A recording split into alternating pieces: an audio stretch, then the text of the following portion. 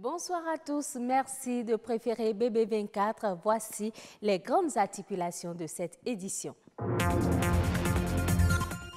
Les cultivateurs sont confrontés en saison sèche à des difficultés liées à la disponibilité de l'eau. Comment y remédier? La maîtrise de l'eau paraît une alternative évidente. On en parle dans un instant. La Saint-Valentin, on en parle avec les adolescents qui sont très attachés à la célébration. La rédaction s'y intéresse.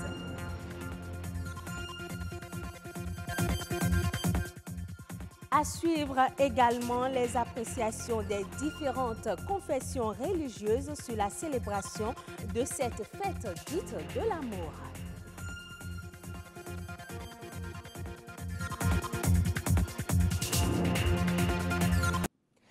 La maîtrise de l'eau dans l'agriculture est actuellement très approximative au Bénin.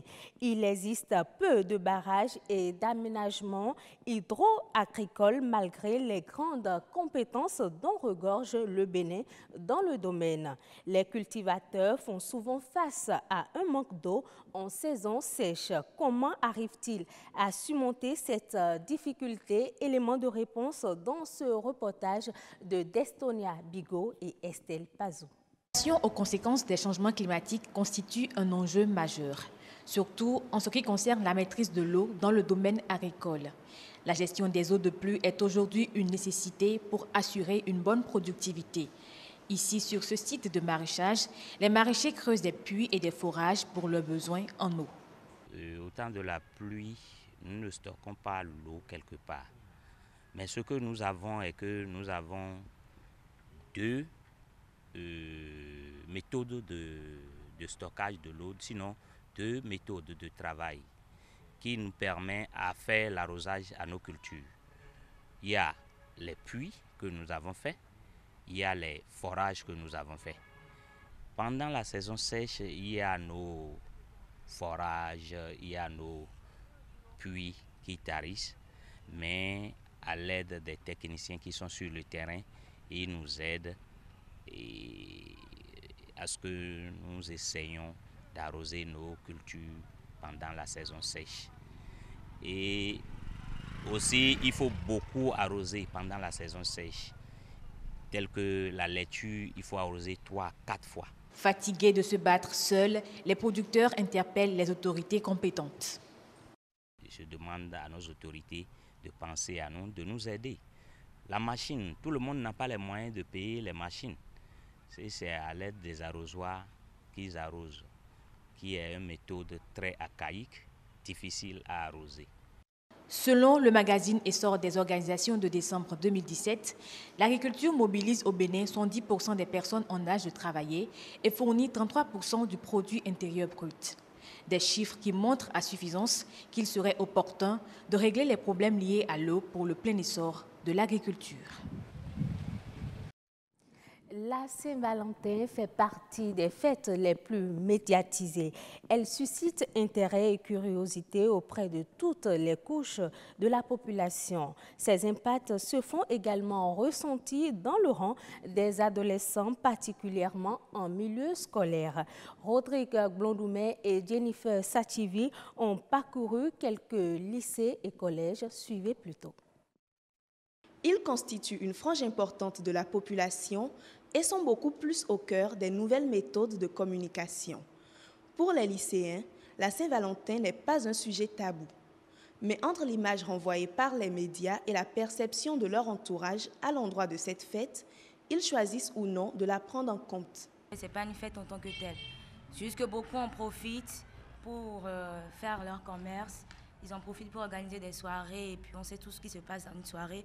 C'est pas très bénéfique, surtout pour nous les filles. C'est plus rencontré au niveau des grandes personnes, mais dans le milieu scolaire, entre camarades, il leur arrive de fêter ça entre eux d'une façon ou d'une autre. Ils se disent que c'est la fête de l'amour, ils s'habillent en rouge parce que le rouge symbolise la passion. Et puis il y en a qui ne viennent pas au cours dans notre milieu scolaire par exemple pour aller fêter. Je crois que la Saint-Valentin pour les élèves, c'est pas ce qu'il faut.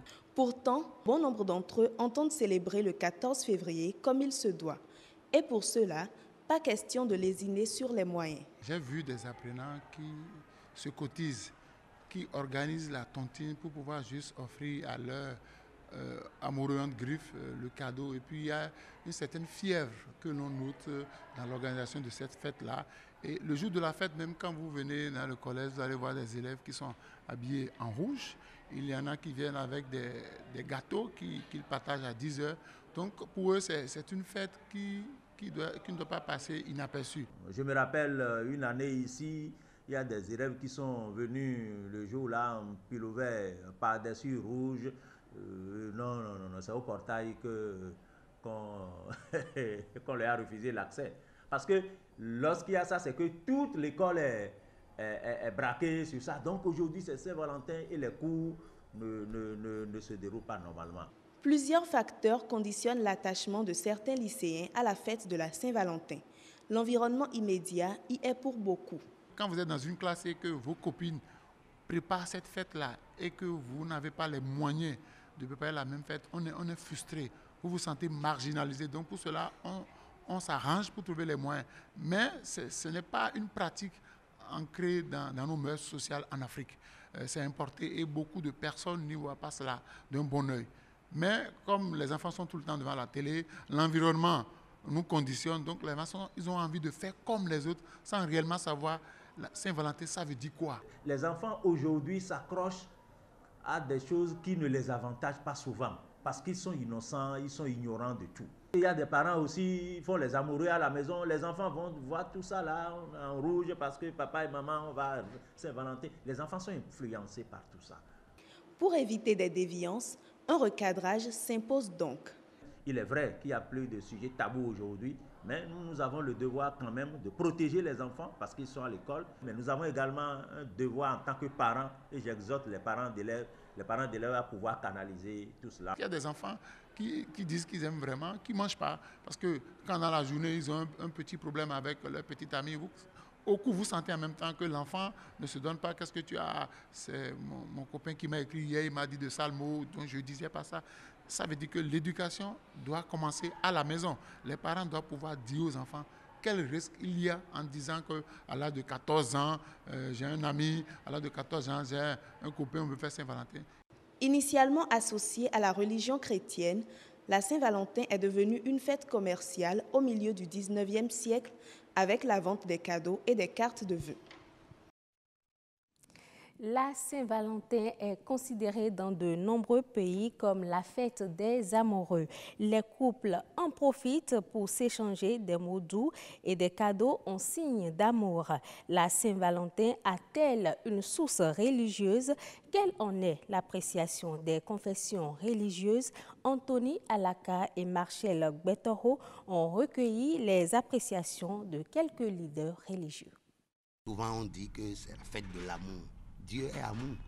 Un jour, un 14 février, un jour de l'amour. La célébration de la Saint-Valentin tire sa source au XIVe siècle et depuis, elle est commémorée par tous les âges. En dépit de son caractère festif, les confessions religieuses n'y attachent aucune valeur spirituelle. La Saint-Valentin, quand nous fouillons bien la Bible de fond en comble, de Genèse jusqu'à Apocalypse, nous constatons que cette fête n'est ni une fête juive, ni une fête chrétienne. La Saint-Valentin n'est pas une célébration religieuse comme vous allez le voir de Pâques, de l'Avent, de Noël. Non. Ça m'énerve, moi, en tant qu'un Noir, en tant qu'un Africain, en tant qu'un Béninois, en tant qu'un homme de la tradition pure, sans mélanger avec la sorcellerie, on est d'accord avec moi. On ne peut pas suivre, l'importer et laisser notre coutume. Certains estiment même que la Saint-Valentin incite les jeunes à la débauche. Tel que cela se fait par nos jeunes, ce n'est pas un phénomène à encourager. Ce que nous observons aujourd'hui au niveau de la Saint-Valentin, il y a des choses qui ne sont pas recommandées en islam. Le fait de donner des baisers, il y a des choses qui ne se font pas ouvertement. Vivre autrement la Saint-Valentin est le souhait de tous. Dieu a fixé un temps où il demande à tout être humain vivant sur la terre de se repentir. Tu dois craindre Dieu et être conforme au livre que tu suis. J'inviterai les jeunes à maîtriser le mieux le calendrier de l'Église et à lire la vie des saints. J'ai de faire marche arrière sans regarder le rétroviseur. Pourquoi? Parce que notre avenir est flou. Il urge donc de sensibiliser les jeunes et tous ceux qui adhèrent à la célébration de la Saint-Valentin afin que cette fête retrouve son caractère originel. Merci d'être resté en notre compagnie. À bientôt.